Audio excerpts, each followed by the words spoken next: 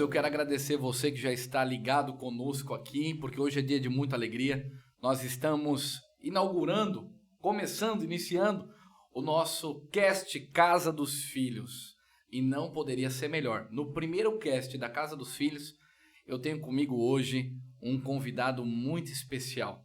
É meu pastor, meu mentor, meu pai espiritual, o apóstolo Elder Bastos. E no primeiro cast da Casa dos Filhos, eu estou muito alegre em Deus de tê-lo comigo aqui para esse momento tão especial. Quero lembrar você que nós estaremos aqui semanalmente na sua companhia aí pelas plataformas digitais, pelo YouTube, com o cast Casa dos Filhos, trazendo sempre uma palavra de Deus para a sua vida, trazendo temas relevantes ao reino de Deus para que você cresça em graça e você cresça em sabedoria. Meu paizão, estou muito feliz e eu quero já trazer você para o bate-papo, né? Quero que você se apresente, fale um pouquinho quem você é, de onde você é, a sua família, para que o pessoal possa te conhecer. Olá, você que está nos ouvindo. Meu nome é Elder Bastos, sou baiano, de Vitória da Conquista, uma cidade que fica a 500 quilômetros de Salvador. E para mim, Murilo, é um prazer estar aqui mesmo porque não é só a questão da primícia, né, do podcast, né? Mas também que nós estamos numa conferência profética e hoje foi tremendo. Então, esse tempo aqui para mim é muito especial, não só pelas primícias desse programa extraordinário, mas também porque nós estamos vivendo um tempo profético extraordinário aqui na Casa dos Filhos. Então, eu sou casado com Luciana, eu tenho uma filha chamada Ana, nós temos um ministério para-eclesiástico que é chamado Ministério Apostólico Filho do Homem e que tem por finalidade ser facilitador de implantação de reino e cuidar de pessoas. Eu acho que é isso que nós vamos falar hoje, o Ministério Apostólico. Nós estamos aqui durante a Casa Profética Conferência, a conferência aqui que nós fizemos na Casa dos Filhos. Ela vai andar muito no profético, né? Eu não consigo também ver o profético longe do apostólico. Até está bem claro isso na questão das palavras que já foram ministradas aqui durante a conferência, essa questão do profético e também do apostólico. E a pergunta que não quer calar, né? Nós sabemos que no Brasil, muitas vezes há um pouco de crise, um pouco até de confronto, questão teológica, algumas direções teológicas, né, que alguns líderes têm. Mas eu queria começar falando, apóstolo Elder Bastos. Por que você é apóstolo? Apóstolo está na Bíblia, esse negócio aí de ser apóstolo? Isso é bíblico? Existem apóstolos nos tempos atuais? Fale um pouco disso para nós. Tá.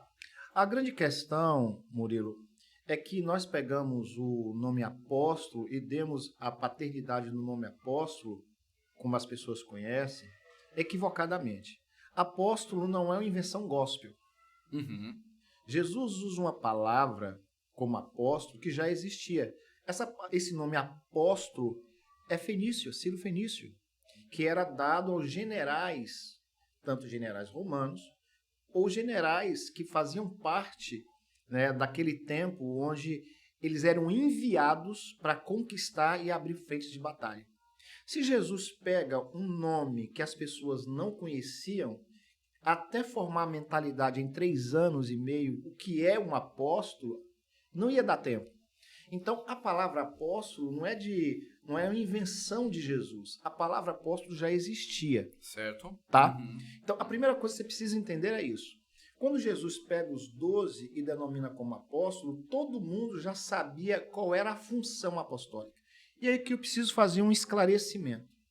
Quando eu falo sobre apóstolo na atualidade, eu não estou falando apenas de título, eu estou falando de função. Certo.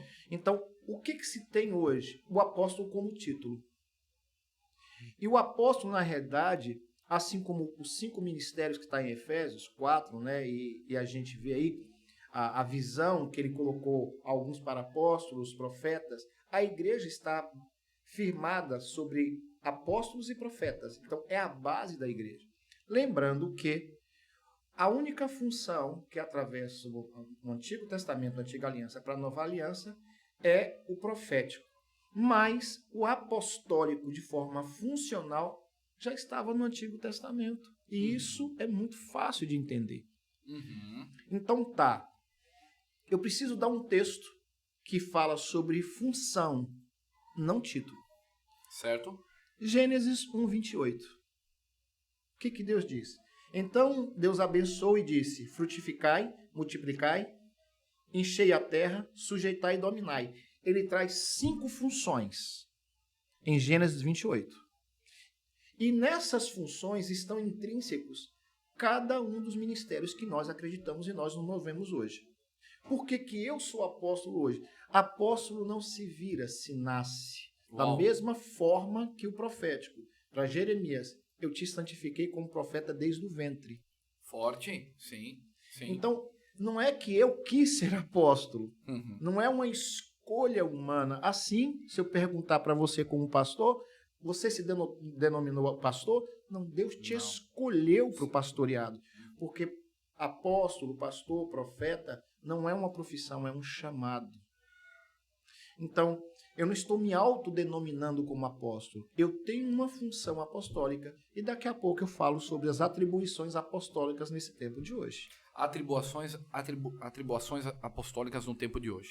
Muito interessante. Quando eu falo desse conflito teológico, que talvez existe, eu entendo também, não tendo o conhecimento que meu pai espiritual e apóstolo Helder Bastos tem, mas nós vimos que muitas questões no apostolado, talvez no seu início, assim, quando ele começou a ser disseminado no Brasil, houve algumas coisas que talvez foram equivocadas. Como que você vê o apostólico no Brasil atualmente? Qual que é a tua visão? Tá. Então, falando sobre... Aí falando da função, isso, né? função ou título. O que aconteceu, como qualquer um outro assunto, a população tem, o povo em si tem a capacidade de distorção. Em 1950, começou a se despontar no Brasil e no mundo a visão mestral. É onde nós tivemos o maior número de coisas escritas. Se você procurar hoje informação, um autor chamado Bill Heyman, que é um cara que traz uma visão apostólica de uma forma geral, ele vai falar que os 5 ministérios, nas suas funções, foi dado de 10 em 10 anos. Então, eu começo em 1950 com o mestral. Uhum. Em 1960, começa-se o pastoreado, era o tempo dos reverendos, onde o cuidado foi mais pungente.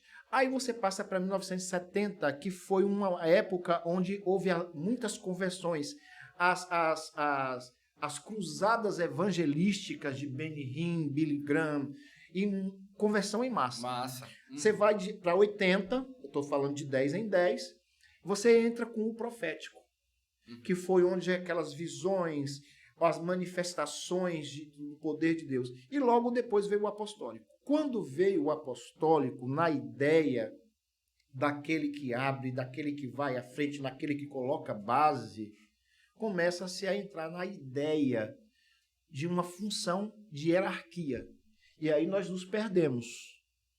Porque o apóstolo não é o topo da cadeia alimentar, ele não é aquele que está acima de tudo, é apenas uma função no corpo.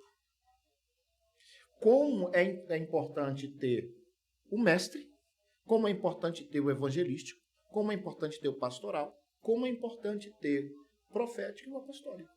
Uhum. Então, eu preciso entender que essas atribuições dão função ao corpo, porque o próprio apóstolo Paulo fala para aperfeiçoamento do corpo dos santos. E o que é aperfeiçoamento? É chegar a essa maturidade de entendimento, cada um fazendo a sua função. Na nossa linguagem, cada qual no seu quadrado. Uhum. Então, qual é a minha visão apostólica, não só no Brasil, mas no mundo? É que entraram algumas ideias equivocadas, porque confundiram título com função. Então, a visão apostólica foi distorcida como paternidade, como dízimos e ofertas, como manifestação do Espírito Santo, como, enfim, todos os assuntos hoje que a igreja trabalha se tornaram houveram distorções pela falta de entendimento. O apostólico hoje no Brasil, na minha opinião, tem muitos pastores aí, ou líderes, que não têm um título, mas já fazem a função apostólica há muito tempo. Certo, certo. Apóstolo Helder, como que você vê uma coisa que ficou muito clara para mim, até então aqui na Casa Profética Conferência, é que nós falamos a respeito de um derramado espírito que está por vir. Existe um derramar, existe um avivamento, existe algo forte no espiritual para acontecer e vejo isso com muita clareza para o Brasil. O quão importante é o apostolado para que isso aconteça? O que o ministério apostólico, em que lugar ele precisa estar atuando fortemente nesse tempo para que as igrejas, para que esse derramar sobre o Brasil espiritual aconteça? Tá, aí eu preciso pegar o princípio da ideia do próprio Deus aqui em Gênesis 28. A visão de Deus sempre foi governo. Mentalidade de governo. Exatamente. Deus colocou o homem para governar, dominar, não controlar, domínio sobre todas as criaturas, sobre tudo. O homem tem a autoridade, é imperativo. Dominai, sujeitai. Quando eu entendo isso, Murilo, eu preciso entender que a maturidade do dom vai trazer não só responsabilidade, mas vai trazer de liberar poder. É esse poder que a gente está falando sobre o Espírito Santo. Eu vou citar um texto que representa esse derramar. Cantares 8:8 diz assim: temos uma irmã pequena que ainda não tem seios. O que fará quando for chamada em casamento? Parece que não tem nada a ver com o contexto. Não. A igreja madura, ela não só gera, mas cuida. O derramar que nós estamos para receber passa pelo amadurecimento da igreja, para que ela possa gerar. Então, esse mover que nós estamos esperando, esse avivamento que nós estamos esperando, passa pelo crivo da maturidade. E nós chamamos isso de ruios, filhos maduros. O apostólico vem centralizar, trazer essa base, fazer com que a igreja volte para princípios, não para métodos. Nós precisamos começar a entender que o apostólico está assentando princípios. E os métodos, eles estão ficando, porque os métodos se transformaram em falhos. Eu poderia citar algo que a maioria das pessoas já sabe, que algumas ferramentas de ganho e ferramentas de consolidação, nada contra nenhuma dessas. Tem um tempo de vida útil. Funcionou, mas hoje não funciona como funcionava antigamente. Porque perdeu a sua eficácia, porque a mentalidade do povo muda. Há 15 anos atrás, se fazia o evangelismo com folhetos. Agora, no avião, eu achei um folheto, dentro do bolsão, folheto. Hoje, com o advento, eu estou falando aqui para quantas pessoas no mundo? Sim. Quantas pessoas vão ouvir esse cast? Não é que o folheto seja ineficiente, mas o poder de abrangência das redes sociais é bem maior. Então tá. Aquela palavra, você vai ser profeta das nações. Eu precisava pegar um avião e ir para outro país. Exato. Agora eu estou sentado aqui e eu posso atingir estou chegando lá. Todo o mundo. Quando eu ouço, apóstolo, você falar sobre a mentalidade de governo, essa questão apostólica, essa mentalidade de governo, a impressão que eu tenho é que quem não tem a mentalidade do governo, são mentes que andam desatualizadas. Sim, e esse é um perigo. Porque o próprio Deus botou isso. Existe um livro chamado As Sete Montanhas, e depois ele foi renovado, chamado O Renascimento das Sete Montanhas. A ideia é que a igreja tenha a sua representatividade, a sua influência nas 7 esferas da sociedade: economia, cultura, educação, e aí vai, são 7 esferas da sociedade.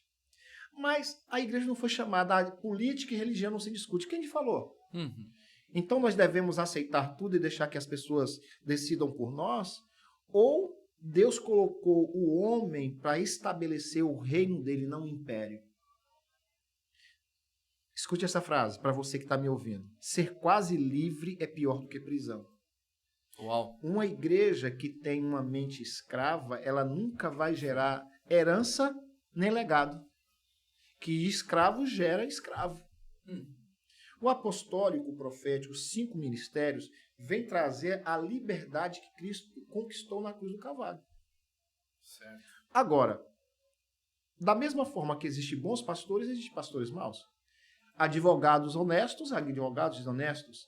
Médicos ruins e bons médicos. Toda profissão existe os bons e os ruins. E por que seria diferente na visão espiritual? Nós somos intolerantes nessa questão espiritual, mas somos tolerantes com outras coisas. Então, qual é o profético, qual é o apostólico do Brasil hoje? É um apostólico que está trazendo a ideia de função, não de título. Certo. Está colocando na igreja a base. Qual é a base?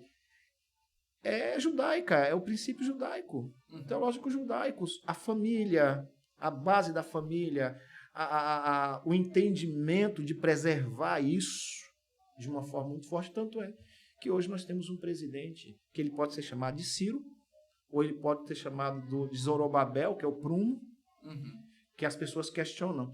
Mas ele estabeleceu uma mentalidade onde Cristo, onde Deus está acima de todos. Se não houvesse uma mentalidade de governo apostólica, provavelmente a gente teria aí, talvez, um governante totalmente fora. Então hoje, para que a igreja ela triunfe, ela viva esse avivamento, ela tenha essa mentalidade de governo, eu tendo um governo político de princípios e valores é fundamental para que isso aconteça. Você sabe o que eu acho estranho? É que a história me fala que desde Abraham Lincoln e todos os governantes sempre tinha alguém do lado dele que servia a Deus.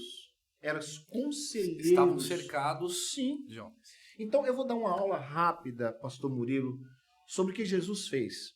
Jesus pega os seus 12 discípulos e leva em Cesareia de Filipe. Cesareia de Filipe, você tem ali, eu não vou entrar no detalhe da história, mas você tem um panorama, uma cidade portuária, rica, de passagem ali de recursos. E negócios. Em negócios, tá? Você tinha o templo do deus Pan, você tinha o templo de Diana, você tinha o reduto de toda idolatria. E Jesus pega os 12 e leva para um belo jardim e faz a pergunta: o que o Filho do Homem diz que eu sou? Ele começa a provocar. Aí ele fala aquela célebre frase: as portas do inferno, as portas do Hades não prevalecerão contra a eclésia.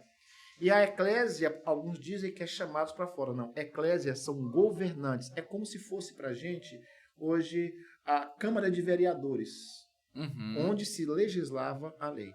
E quando ele fala a porta do Hades, existia uma porta que falava que era a boca do inferno. O que Jesus está falando para os 12? Eu estou trazendo vocês no contexto mais pesado religioso da época. E eu quero que vocês entendam. Nos foi dado o governo sobre isso. Jesus mata a influência do deus Pan, dos nichos de Diana e toda uma estrutura religiosa pagã. Ele fala: é chegado o reino. As portas do inferno não prevalecerão contra aqueles que é governo. Forte demais. Sim. Forte demais isso. Então precisamos tomar essa posição. Sim. Para que as coisas do reino do Senhor possam realmente ter essa explosão, a igreja possa ter esse triunfo, possa ser derramado. Isso está ligado à unidade, apóstolo Helder? Sim, Salmo 138, ao comum, ao consolável, que os irmãos vivam em união, é como óleo fresco, que desce sobre a barba, maturidade do homem. Então, para a unidade tem que ter maturidade. Porque criança briga. Homens brigar por aquilo que é estabelecer governo.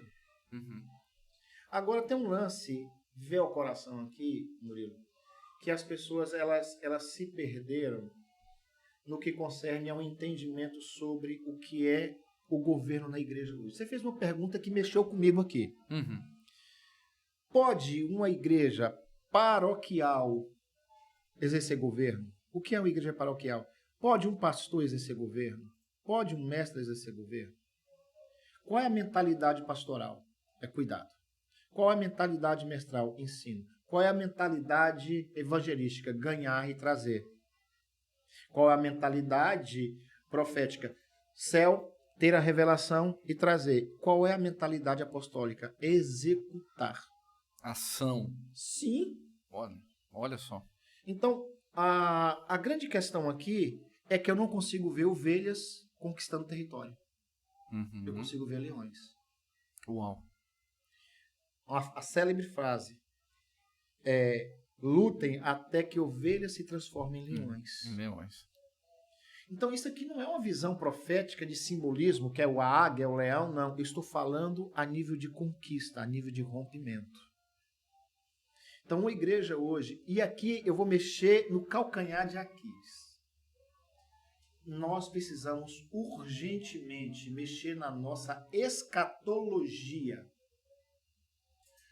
Essa questão escatológica daquilo que vai acontecer precisa ser mexida. Aqui nós temos uma escatologia baseada em Scofield.